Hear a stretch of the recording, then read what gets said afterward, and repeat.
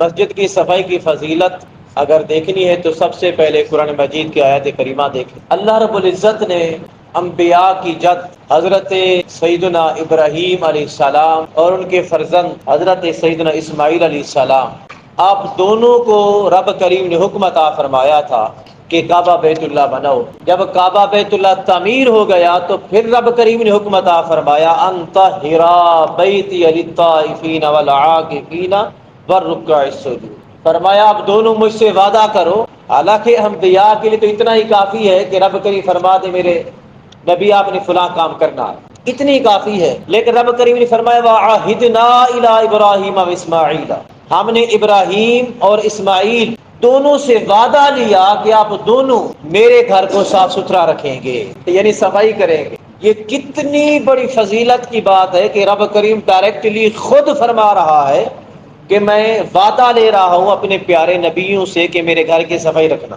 تو جب رب کریم کا حکم آیا ہوگا کہ اس کے گھر کو صاف رکھا جائے، تو میں آپ سے پوچھتا ہوں کہ اللہ کے پیارے نبی حضرت ابراہیم علیہ السلام اور حضرت اسماعیل علیہ السلام بیت اللہ کی صفائی اور ستھرائی کا کتنا زیادہ خیال رکھتے ہوں گے۔ اور یہ مسجد ہے نا، مسجد حرام بیت اللہ بھی مسجد ہے نا، مسجدوں کو رب کریم نے فرمایا بیتی، یہ میرا گھر ہے، میرا گھر ہے۔ اب میرا گھر کا مطلب کیا؟ جہاں پہ کوئی رہتا ہو، مسکن کو گھر کہا جاتا ہے نا، کیونکہ رب کریم تو رہائش سے پاک ہے، منزہ ہے، لیکن پھر بھی وہ فرماتا ہے کہ میرا گھر ہے۔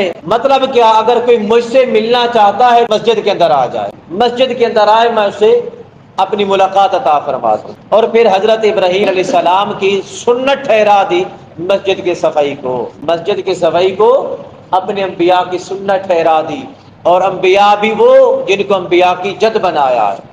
کتنے انبیاء کے دادا ہیں حضرت ابراہیم علیہ السلام۔ آقا علیہ الصلوۃ والتسلیم کا فرمان علی شان شاہد ہے، آقا نے فرمایا جس نے مسجد سے تکلیف دہ چیز کو ہٹا دیا، دور کر دیا، عمومی طور پر حکم ہے، یہ نہیں کہ مکمل صفائی کرے یا وہ کام کرے یا مکمل یہ کرے، نہیں، فرمایا جس کسی نے بھی کسی تکلیف دہ چیز کو ہٹا دیا، چھوٹی موٹی چیز بڑی تھی، کچھ بھی تھا، فرمایا جس نے تکلیف دہ چیز کو ہٹا دیا، رب کریم اسے تکلیف دہ چیز کے ہٹانے کی وجہ سے جنت میں محل عطا فرمائے گا، محل عطا فرمائے گا۔ بھئی کتنی بڑی بات ہے، فضیلت۔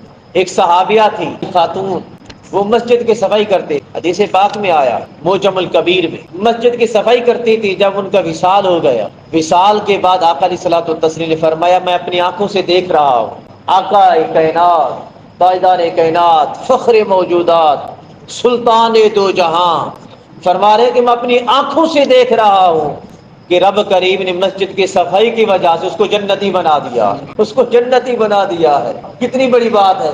سو اسی حوالے سے جب رب کریم نے حضرت سیدنا فاروق اعظم رضی اللہ تعالیٰ عنہ کو خلیفۃ الرسول بنایا، آپ نے بیت المقدس فلسطین کو فتح کیا، آپ جب وہاں پہ دورہ کرنے کے لیے گئے تو آپ نے حضرت کعب الاحبار سے پوچھا کہ میں نماز کہاں پڑھوں، بیت المقدس مسجد کے اندر نماز کہاں پڑھوں؟ تو انہوں نے کہا کہ مقام صخرہ پر پڑھیں، کیونکہ یہودی لوگ، کیونکہ حضرت کعب الاحبار اسلام قبول کرنے سے پہلے یہودی تھے، یہودی لوگ مقام صخرہ کو مقدس جانتے تھے، اس کی فضیلت رکھتے تھے۔ تو حضرت فاروق اعظم رضی اللہ تعالیٰ عنہ کہنے لگے کہ میں مقام صخرہ پر نماز نہیں پڑھوں گا، بلکہ میں اس مقام پہ کھڑے ہو کے نماز پڑھوں گا جہاں پہ تاجدار کائنات نے معراج کی رات نماز پڑھی تھی، میں اس جگہ پہ کھڑے ہو کے نماز پڑھوں گا۔ سب سے بڑی فضیلت والی جگہ وہ ہے جہاں پہ آپ نے نماز پڑھی۔ آپ نے جب نماز پڑھ لی حضرت فاروق اعظم رضی اللہ تعالیٰ عنہ نے، اس کے بعد آپ نے اپنی چادر مبارک، اپنی چادر، وقت کا خلیفہ، آدھی دنیا کا بادشاہ اور خلیفۃ الرسول، وہ خلیفہ، وہ غلام مصطفیٰ جن کو تاجدار کائنات نے دنیا کے اندر جنت کی بشارت عطا فرمائی۔ آقا نے فرمایا اگر میرے بعد کوئی نبی ہوتا تو فاروق اعظم عمر ہوتا۔ اتنی بڑی فضیلت، اتنی بڑی عظمت، اتنی بڑی شان، اپنی چادر اتارتے ہیں، مسجد کے فرش پر بچھا دیتے ہیں، مسجد کے اندر جھاڑو لگانا شروع کر دیتے ہیں، صفائی کرتے ہیں، مسجد کا کوڑا کرکٹ اپنی چادر میں ڈالتے ہیں، اٹھا کر باہر پھینک آتے ہیں۔ کیوں؟ کیونکہ سن رکھا تھا نا آقا سے کہ جس نے مسجد سے تکلیف دہ چیز کو دور کیا، رب کریم اسی وجہ سے جنت میں محل عطا فرمائے گا۔ اور یہ بھی سن رکھا تھا کہ وہ بوڑھی خاتون جو مسجد کی صفائی کرتی تھی، میں اپنی آنکھوں سے دیکھ رہا ہوں کہ رب کریم نے اس کو جنتی بنا دیا ہے۔ مسجد کی صفائی بڑی چیز، سب سے بڑی بات تو یہی کہ انبیاء کی سنت ہے، وہ خود صفائی کیا کرتے تھے، مسجد کی صفائی ستھرائی کا خیال رکھتے۔ دوسرے نمبر پہ رب کریم نے خود بھی حکم عطا فرمایا ہے نا، اور آقا علیہ الصلوۃ والتسلیم جنت کی بشارت عطا فرمائی۔ تیسرے نمبر پہ صحابہ کرام خود بھی مسجد کی صفائی کرتے تھے، آر محسوس نہیں کرتے۔ اور مسجد کی صفائی کی بڑی دو وجوہات اور فضیلتیں یہ بھی ہیں کہ جس کے دل میں سختی ہو، یعنی غصہ زیادہ آتا ہو، رحم نہ آتا ہو، تو مسجد کی صفائی کرے، رب کریم اس کے دل کی سختی کو مٹا دے گا۔